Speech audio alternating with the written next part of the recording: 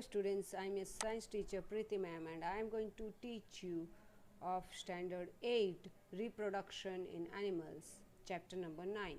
This is my second chapter, second part. The topics that I am going to cover in this chapter are determination of the sex of the baby, मतलब sex क्या है उसका, boy है या girl है, baby inside the womb, mummy की कोख में बच्चा होता है, about that, what care after birth should be taken, what are viviparous and oviparous animals, we are going to discuss about the metamorphosis of frog and butterfly, gender issues and different myths, and problems of adolescent pregnancy. Determination of the sex.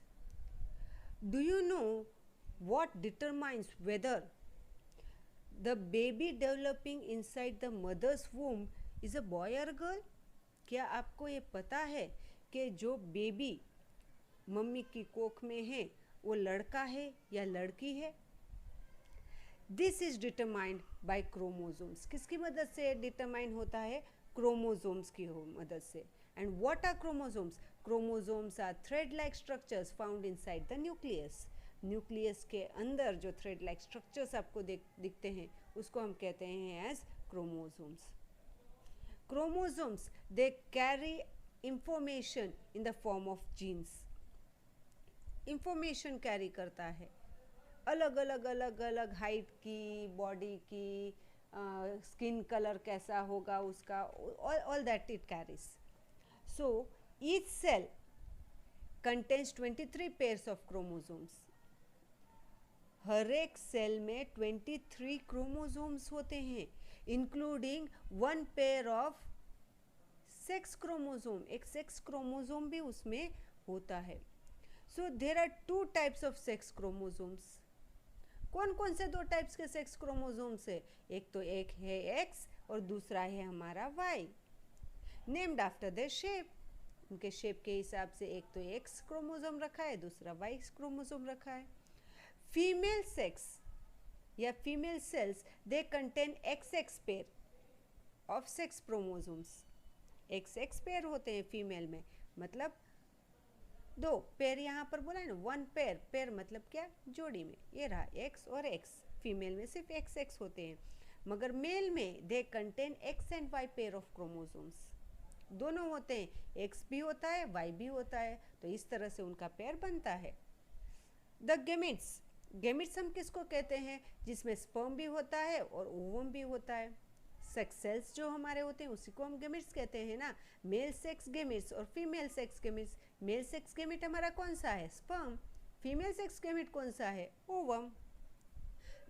Contain one set, only 1 set of chromosome. एक ही set होता है उसमें.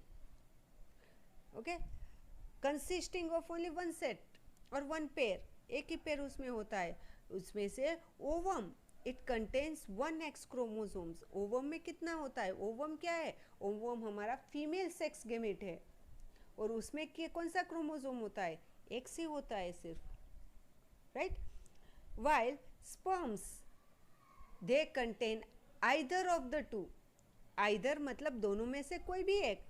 दोनों मतलब दोनों में से कोई भी एक मतलब या तो X हो सकता है या तो Y हो सकता है. दोनों में से कोई एक ही क्रोमोसोम होता है. And when the ovum it gets fertilized, जब ओवम फर्टिलाइज होता है, the sex of the baby will depend on which sperm fertilizes it. कौन सा स्पर्म ने फर्टिलाइज किया? क्योंकि फीमेल में सिर्फ X ही क्रोमोसोम होता है, मेल में X एंड Y दोनों होते हैं ना. तो फीमेल X क्रोमोसोम को किसने फर्टिलाइज किया? X ने किया या Y ने किया? इस पर डिपेंड करेगा. और अगर will depend on the sperm which fertilizes it. Sperm containing X chromosomes, जो स्पर्म जो फर्टिलाइजेशन जब होता है, अगर उसमें स्पर्म X क्रोमोसोम कैरी कर रहा है तो एक X मम्मी का आएगा, एक X पापा का आएगा. यानी क्या हुआ? 2 X हो गए. और 2 X किस में होते हैं? देखो यहाँ पर फीमेल सेल्स, तो वो बनेगा फीमेल यानी गर्ल. क्योंकि क्रोमोसोम पेयर बना वो किससे बना? 2 X क्रोमोसोम से बना. अगर स्पर्म है वो वाई वाई कैरी कर रहा है, राइट। अगर वाई कैरी कर रहा है तो क्या बनेगा, एक्स मम्मी का, वाई पापा का, एक्स वाई बना। और एक्स वाई किस में होता है, देखो यहाँ पर मेल में हुआ ना, तो मेल है यानी ये बॉय बनेगा, as the chromosome pair will have X Y pair. अब रोल ऑफ क्रोमोसोम्स पढ़ लेते हैं। तो आपको ये बहुत ही अच्छा सा बढ़िया सा फिगर आपको दिखाई दे रहा है, जो मैंने अभी अभी आपको समझाया वही सेम टू सेम ये वाला है। देखो एक्स एक्स क्रोमोसोम्स होते हैं, एक्स एक्स किस में होते हैं, यस फीमेल सेक्स ऑर्गन में यानी ओवम में। मेल में क्या होता है, एक्स वाई होता है। किस में से निकलता है, टेस्टिस में से, सेल्स इन द ओवरी। एक पेयर यहाँ पर एक्स और एक्स किस में, फीमेल में, एक्स और वाई किस में, मेल में। कौन एक्स एक्स मतलब ओवम, एक्स और वाई जिसमें होता है उसका सेक्स केमिट कौन सा है, स्पर्म्स। अब एक्स ने, मम्मी के एक्स ने पापा के एक्स के साथ फर्टिलाइजेशन हुआ, then what will it become, female, right. और मम्मी का एक्स क्रोमोसोम और पापा का वाई क्रोमोसोम, फर्टिलाइजेशन हुआ तो एक्स वाई बना। और एक्स वाई किससे बनता है, कौन बनाता है, मेल, तो ये बॉय चाइल्ड बनेगा। सिंपल, बहुत इजी है। अब बेबी इनसाइड द वूम वो भी देख लेते हैं। So when the egg it gets fertilized, the single celled zygote, क्योंकि एक ही सेल से बना हुआ होता है यानी सिंगल सेल, जाइगोट किसे कहते हैं, मेल और फीमेल का जब फ्यूजन होता है तब जो सेल बनता है उसको हम कहते हैं एज जाइगोट। तो single cell zygote it divides repeatedly, बार बार बार बार बार बार उसका डिवीजन होता रहता है to form a ball of cells, और बहुत सारे सेल्स बन जाते हैं। और as it travels to the fallopian tube, fallopian tube से जब ट्रैवल करता है तब वो डिवीजन उसका चालू ही रहता है और वो बहुत सारे सेल्स से बन जाता है। सो बाय द 4th वीक, जब 4th वीक का हो जाता है, 4 वीक हो जाते हैं फर्टिलाइजेशन के बाद, the ball of cells it implants itself in the uterus embryo. तो वो यूट्रियस के एम्ब्रियो में इम्प्लांट हो जाता है, ये चिपक जाता है। तो the embryo receives its nutrition directly from the mother's blood, mummy के ब्लड से उसको खाना पीना मिलता है, क्योंकि उसको तब तक छोटा होता है, बेबी मम्मी के वूम में होता है, उसको कहाँ खाना पीना कहाँ से आएगा, नहीं आएगा ना। तो उसको खाने पीने की तो बॉडी को ज़रूरत होती है ना, ग्रोथ के लिए, रिप्रोडक्शन के लिए, सबके लिए, न्यूट्रिशन के लिए, है ना, रेस्पिरेशन के लिए। तो उसको न्यूट्रिशन कहाँ से मिलेगा, मम्मी के ब्लड से। Different body parts and major internal organs starts to develop fetus.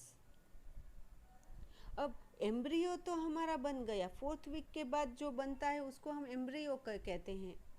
And during this period the embryo it receives nutrition directly from the mother's womb. The embryo starts the growth, धीरे धीरे धीरे धीरे वो sales divide होता रहता है और उसका ग्रोथ होता रहता है। And develops rapidly within the mother's womb, mummy के वूम के अंदर ही बढ़ता रहता है, वूम मतलब यूट्रियस में वो बढ़ता रहता है, राइट। अब मम्मी के यूट्रियस में बढ़ता रहेगा and all of the major systems of the body begin to develop, सारे सिस्टम्स डेवलप होना शुरू हो जाएगा। और सारे सिस्टम्स का मतलब क्या है, डाइजेस्टिव सिस्टम हो जाता है, रेस्पिरेटरी सिस्टम हो जाता है, रिप्रोडक्टिव सिस्टम हो जाते हैं, एक्सक्रीटरी सिस्टम होता है, नर्वस सिस्टम होते हैं, सारे सिस्टम्स एक एक करके वो दिखाई देना या डेवलप होना शुरू हो जाता है। एंड ग्रेजुअली थोड़े टाइम के बाद the different body parts and major internal organs they start to develop. Body parts यानी हाथ पाँव वो सब कुछ दिखाई देना शुरू और डेवलप होना भी शुरू हो जाता है। दूसरे इंटरनल ऑर्गन्स भी जैसे हार्ट है, लंग्स है, किडनी से, वो भी डेवलप होना शुरू हो जाता है। And this stage of growth of the embryo where most of the body parts can be identified, जब हम उसको आइडेंटिफाई करते हैं ना, उसको हम क्या कहते हैं, फीटस। कब? जब different parts and major internal organs they start to develop, उसको हम कहते हैं as foetus. The baby starts and grows inside the mother's womb या यूट्रियस. ग्रो होता है और बढ़ता ही रहता है, वो बड़ा बड़ा बड़ा बड़ा होता ही रहता है वो धीरे धीरे धीरे. और जब वो 40 वीक्स का हो जाता है, then when the baby starts and grows inside the baby mother's womb, and for about 40 weeks to develop fully, 40 weeks लगते हैं उसको फुल्ली डेवलप होने के लिए, 40 वीक. और इस पीरियड को हम कहते हैं gestation period. And it receives nourishment from the placenta during this period. When the fetus is fully developed, जब fetus है fully develop हो जाता है, the organs, जो organs है, the walls of the uterus starts to contract होना शुरू हो जाता है. और contract हो जाता है in order to push the baby out of the mother's womb, mummy के womb से बाहर push हो जाता है ये. And this process is called as parturition. देखो आपको यहाँ पर दिखाई दे रहा है, मम्मी के वूम के अंदर बच्चा इस तरह से होता है ना. अब नेक्स्ट देखते हैं, care of the birth, care after birth. You know a new born baby is very very very small and it is unable to look after itself. वो अपने आप का ध्यान कैसे रखेगा? बहुत बहुत बहुत ही छोटे होते हैं, बहुत ही क्यूट होते हैं, तो अपने आप को कैसे डेवलप करेगा, कैसे वो रखेगा अपना ध्यान? नहीं रख सकता ना. छोटे बच्चे अपना ध्यान थोड़ी रख सकते हैं, तो कौन ध्यान रखेगा उसका? मदर, मम्मी ध्यान आपका रखती है, बहुत प्यार से आपको रखती है. और जब मम्मी आपका ध्यान रखती है, the mother nurses the baby, nurse करती है, ध्यान रखती है, खाना खिलाती है. खाने में क्या खिलाती है? हर मिल्क, अपना दूध पिलाती है, which helps it to grow and develop resistance to disease. Grow होने में मदद करेगा और उनको रोग से बचाएगा, डिफरेंट डिजीज से रेजिस्ट करेगा उसको. And a new born baby, it depends on people around it for the basic needs. छोटे छोटे काम के लिए भी वो अपना काम नहीं कर सकता ना. छोटे बच्चे थोड़ी अपना काम कर सकते हैं, उनको आजू बाजू वाले लोगों की उसको ज़रूरत होती है, खाना खिलाने के लिए, पानी पिलाने के लिए, सबके लिए, है ना. And therefore it requires lots and lots of care. A baby also needs to be vaccinated against diseases from the birth. जब छोटा होता है तब से ही उसको वैक्सीनेशन दिया जाता है, उसको अलग अलग टाइप्स के वैक्सीन्स दिए जाते हैं ताकि वो अलग अलग रोग से, डिजीजेस से बच सके, है ना. तो छोटे बच्चे कितने क्यूट होते हैं, मगर वो अपना ध्यान नहीं रख सकते, है ना. Now, viviparous and oviparous animals, उसके बारे में पढ़ते हैं. And based on how they reproduce, कैसे reproduce होते हैं, offsprings कैसे produce करते हैं, उनके हिसाब से हमने animals को 2 टाइप्स में डिवाइड किया है. कौन कौन से 2 टाइप्स है? विविपैरस एनिमल्स और ओविपैरस एनिमल्स, ऐसे 2 टाइप्स में हमने डिवाइड किया है. जो विविपैरस एनिमल्स होते हैं, उसे विविपैरस एनिमल्स मतलब क्या? Animals that give birth to offsprings, babies. Animals जो बर्थ देता है ऑफस्प्रिंग या बेबीज को, बच्चे को जो जन्म देता है, उसको हम कहते हैं एज विविपैरस एनिमल्स. जैसे काऊ है, किसमें से काफ निकलता है? काफी होता है ना, अंडे में से थोड़ी निकलेगा काऊ, नहीं ना. हॉर्स है, वो भी. डॉग है, कैट, ह्यूमन बीइंग्स, इन सब के बच्चे जन्म लेते हैं, तो इसको हम कहते हैं एज विविपैरस एनिमल्स. और एक फैक्ट मैं आपके साथ शेयर करती हूँ. A duckbilled platypus and spiny anteaters, ये 2 एनिमल्स है, डक बिल्ड प्लैटिपस और स्पाइनी एंटीटर्स.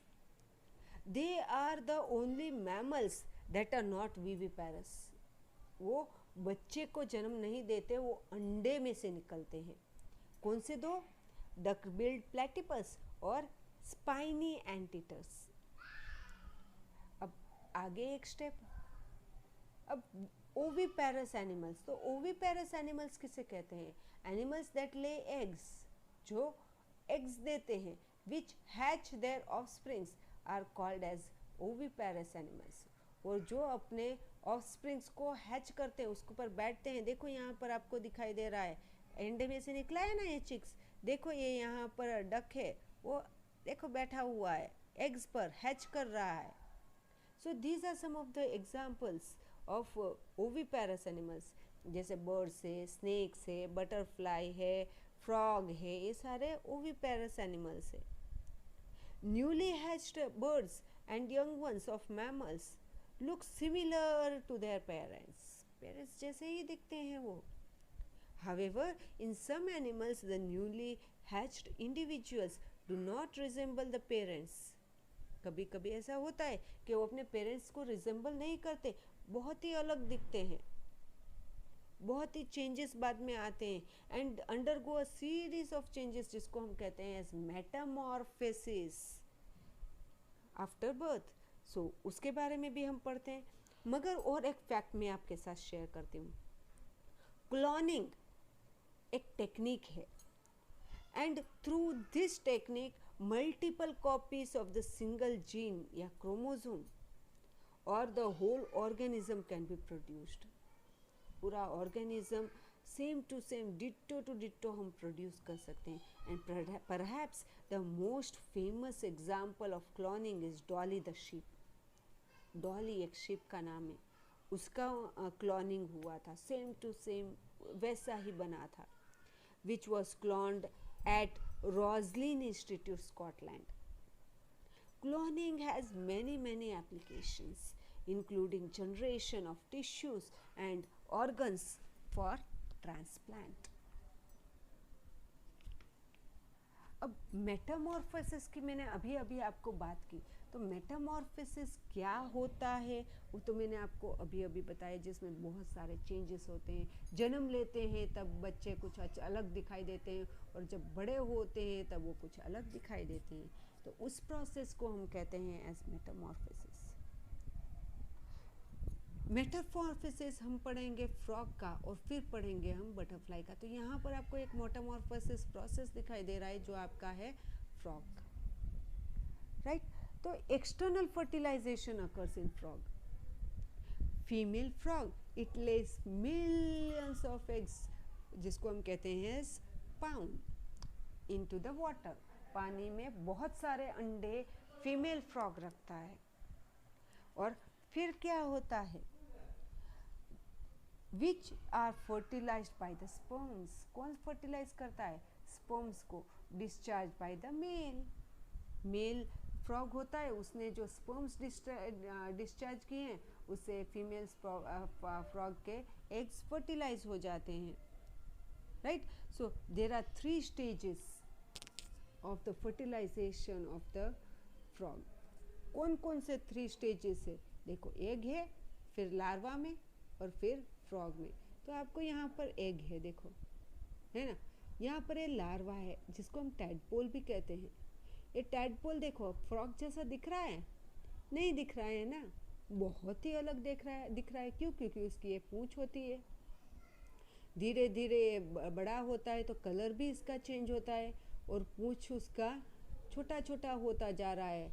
और बाद में इस स्टेज के बाद देखो यहाँ पर लेग्स ग्रो होना शुरू हो जाता है, लेग्स ग्रो होगा, पूंछ छोटी होती जाएगी, देखो यहाँ पर, और यहाँ बाद में पूंछ लूज हो जाएगी और बाद में वो फ्रॉग जैसा दिखेगा, right. So this is the Metamorphosis of the frog. अब पढ़ते हैं Metamorphosis of butterfly. The egg it develops into larva called the tadpole which is very different from an adult frog. बहुत सारे चेंजेस आते हैं, मैंने आपको अभी ऐसा बोला। बाद में धीरे धीरे टेल भी ग्रो होगा, बाद में बहुत सारे चेंजेस आएंगे, लंग्स हो जाएगा, फिर लेग्स ग्रो होना शुरू हो जाएगा। वैसे ही बटरफ्लाई में हम 4 स्टेज देख सकते हैं। Butterfly has 4 main stages in the life cycle of butterfly. कौन कौन से हैं, एग, फिर होगा लार्वा या कैटरपिलर, फिर बन जाएगा प्यूपा और फिर बनेगा वो एडल्ट, मतलब बटरफ्लाई जैसा ही वो दिखता है। The larva of the butterfly it transforms into an adult frog after undergoing a series of drastic changes, and the transformation of larva into an adult through a series of drastic changes, it is called as metamorphosis. अब थोड़े gender issues और myths भी है. There is a strong preference for male children. हमारा culture आज का ऐसा है कि बहुत सारे को ऐसा ही चाहिए कि हमको मेल चिल्ड्रन ही चाहिए. And the female child is considered to be a financial burden. और फीमेल चाइल्ड है उसको, बच्ची जो होती है, लड़की होती है, उसको हम बर्डन मानते हैं. मगर अभी ऐसा नहीं है. Girls are deprived of access to basic health. उनको अच्छी हेल्थ नहीं मिलती है, उनको खाना पीना अच्छा नहीं मिलता, उनको एजुकेशन भी अच्छी दी नहीं जाती. And they are forced to into early marriages and motherhood. उनको फोर्स किया जाता है कि उनकी शादी जल्दी हो जाए. और शादी तक तो ठीक है, बाद में मदरहुड, मम्मी बनने के लिए भी मजबूर कर देते हैं. So techniques such as ultrasonography are often misused to determine the sex of the unborn child. Sex जानने के लिए अल्ट्रासोनोग्राफी एक ऐसी टेक्निक है जिससे हम सेक्स जान सकते हैं. बॉडी के अंदर, वूम्ब के अंदर, मम्मी के वूम्ब के अंदर लड़का है या लड़की है वो पता हो सकता है. और the foetus it can be killed in the womb before the birth, जिसको हम एबॉर्शन कहते हैं. पहले तो अल्ट्रासोनोग्राफी से पता लग जाता है कि मेल है या फीमेल है. और मेल है या फीमेल है ये पता लगने पर क्या होगा, फीमेल होगा तो क्या होगा, बच्ची को पेट के अंदर ही मार डाला जाता है.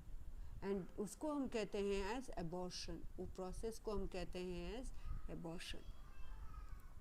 And the mother is blamed for being to bear a male child. It carries either the X chromosome or the Y chromosome. Often mummy को ऐसा ब्लेम किया जाता है कि तेरी वजह से ही मुझे लड़का नहीं मिला, तू लड़के को पैदा कर ही नहीं सकती. मगर ये फैक्ट सही है क्या? मैंने आपको अभी अभी बताया कि सेक्स होता है चाइल्ड का, वो कौन डिटरमाइन करता है? सेक्स डिटरमाइन होता है फादर के स्पर्म से, क्योंकि फादर के स्पर्म में एक्स क्रोमोसोम और वाई क्रोमोसोम दोनों होते हैं. मम्मा के स्पर्म में, मम्मा के ओवा में सिर्फ तो एक्स क्रोमोसोम होता है. तो कौन रेस्पॉन्सिबल हुआ इसके लिए? हाँ, मेल हुए ना, फीमेल थोड़ी रेस्पॉन्सिबल होते हैं. क्योंकि पापा ने एक्स क्रोमोसोम दिया और एक्स क्रोमोसोम दिया इसीलिए वो फीमेल बना. अगर वाई क्रोमोसोम दिया होता तो मेल बनता ना पक्का. So many other similar myths they are in continuation. ऐसे बहुत सारे माइथ्स है वो अभी भी कंटिन्यूएशन में है. And this can only be dispelled by increasing awareness among the people. अगर अवेयरनेस हम लाएंगे तो ये पक्का हम इसको रोक सकते हैं. अब नेक्स्ट टॉपिक है हमारा प्रॉब्लम्स ऑफ एडोलेसेंट प्रेगनेंसी. क्या क्या प्रॉब्लम्स आते हैं? Every year about 16 million children they are born to the girls. Girls को 16 मिलियन चिल्ड्रंस होते हैं in the age of 15 to 19 years. यानी जब लड़कियां 15 से 19 ईयर्स की होती है, 15 से 19 ईयर्स की एज होती है, तब बहुत सारे बच्चे का जन्म होता है. And since girls they are not physically and mentally prepared. छोटे होते हैं ना, तो गर्ल्स कहाँ प्रिपेयर होते हैं? 16 से 19 ईयर्स, 15 से 90 ईयर्स मतलब प्रिपेयर नहीं होते हैं ना. और अगर प्रिपेयर नहीं होते तो क्या होगा? वो अपना भी ध्यान नहीं रखते और बच्चे का भी ध्यान नहीं रख सकते. तो अर्ली एज में अगर ऐसा होता है तो एक बहुत ही बड़ा प्रॉब्लम होता है.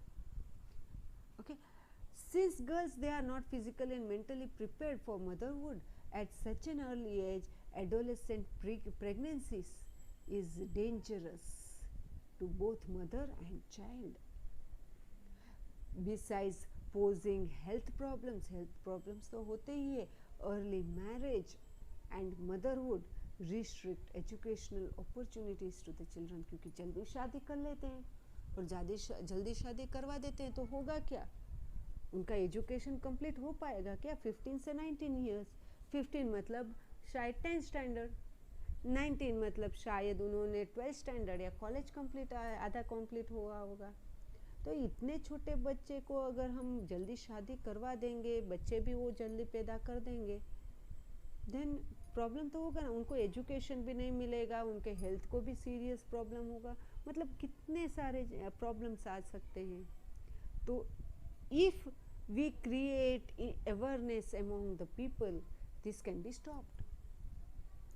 So thus we come to the end of this chapter, which is over here, reproduction in animals.